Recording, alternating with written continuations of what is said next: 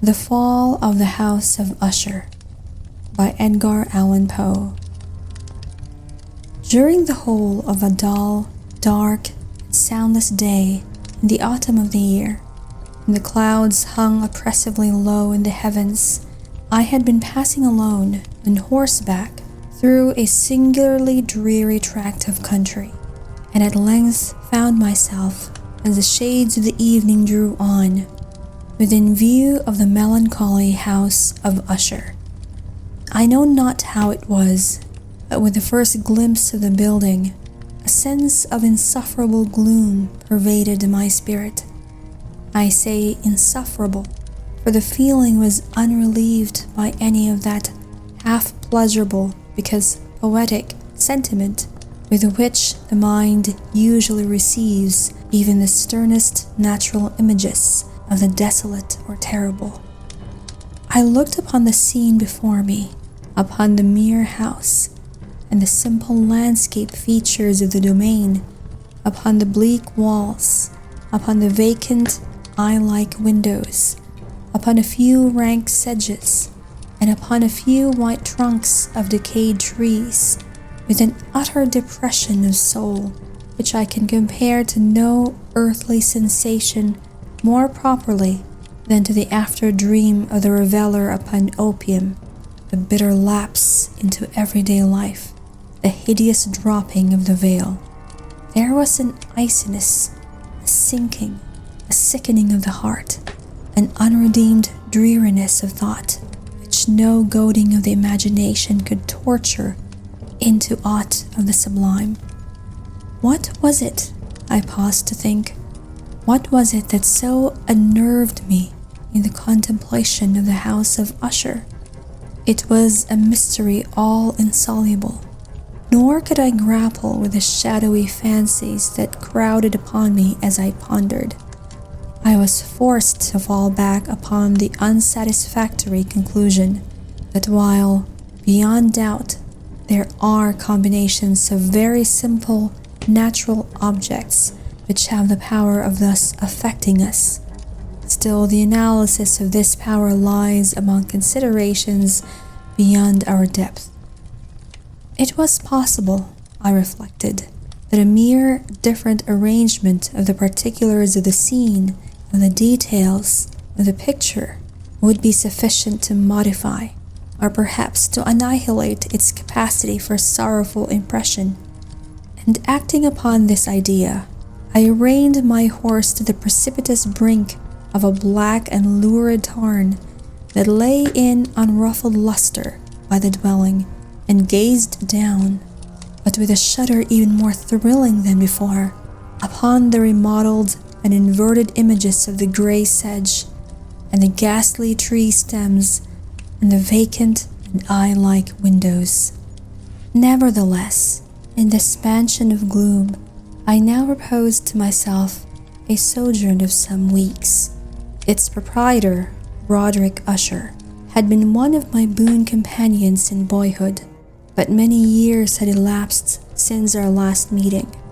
A letter, however, had lately reached me in a distant part of the country, a letter from him which, in its wildly importunate nature, had admitted of no other than a personal reply. The MS gave evidence of nervous agitation. The writer spoke of acute bodily illness, of a mental disorder which oppressed him, and of an earnest desire to see me, as his best and indeed his only personal friend, with the view of attempting, by the cheerfulness of my society, some alleviation of his malady. It was the manner in which all this and much more was said.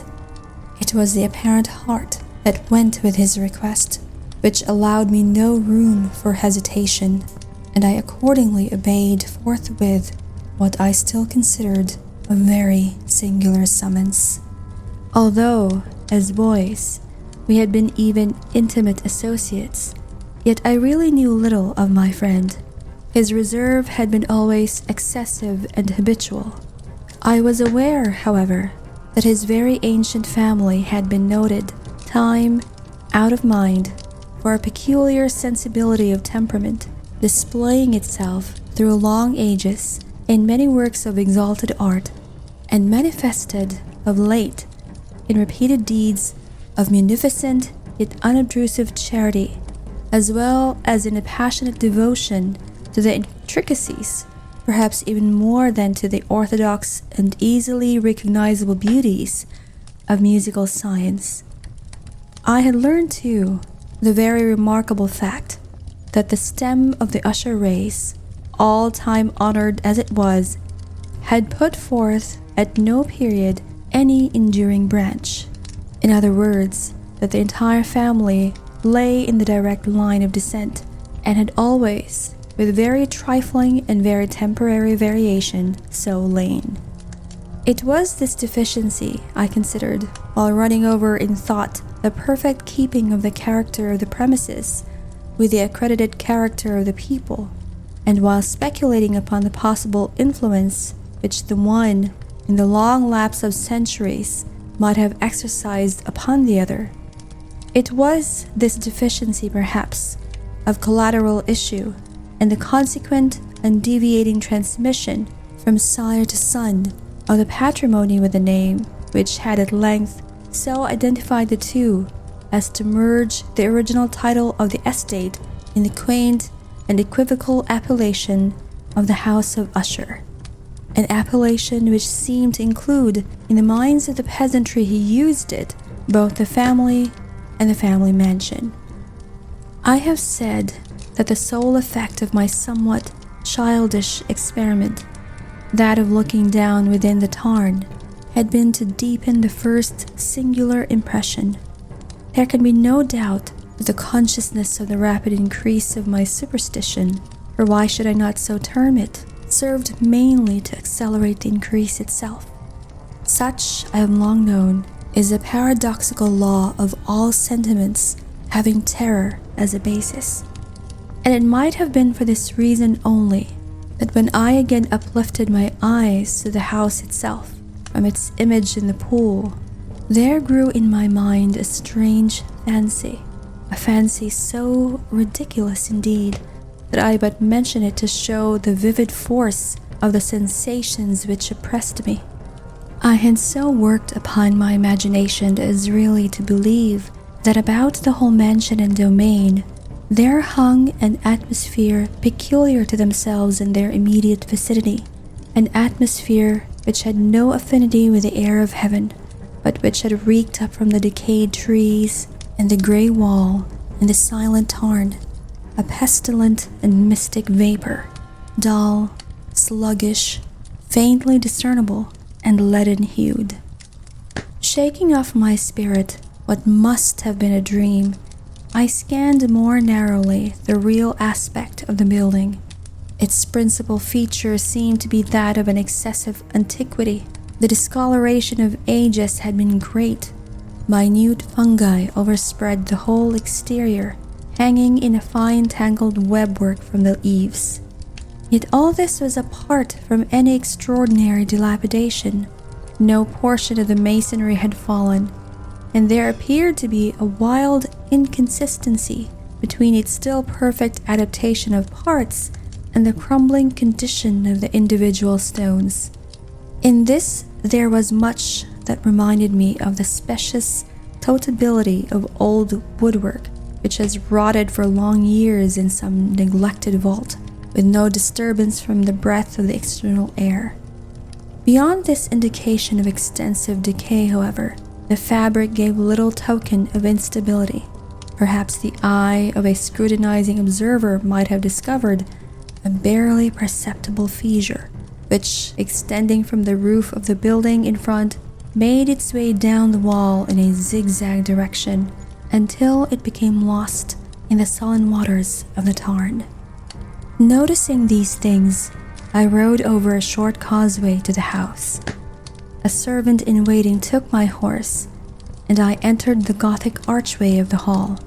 A valet of stealthy step thence conducted me in silence through many dark and intricate passages in my progress to the studio of his master. Much that I encountered in the way contributed, I know not how, to heighten the vague sentiments of which I have already spoken.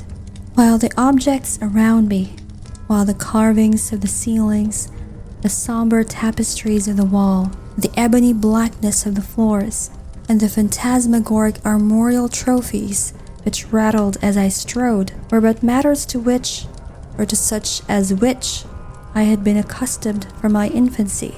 While I hesitated not to acknowledge how familiar was all this, I still wondered to find how unfamiliar were the fancies which ordinary images were stirring up.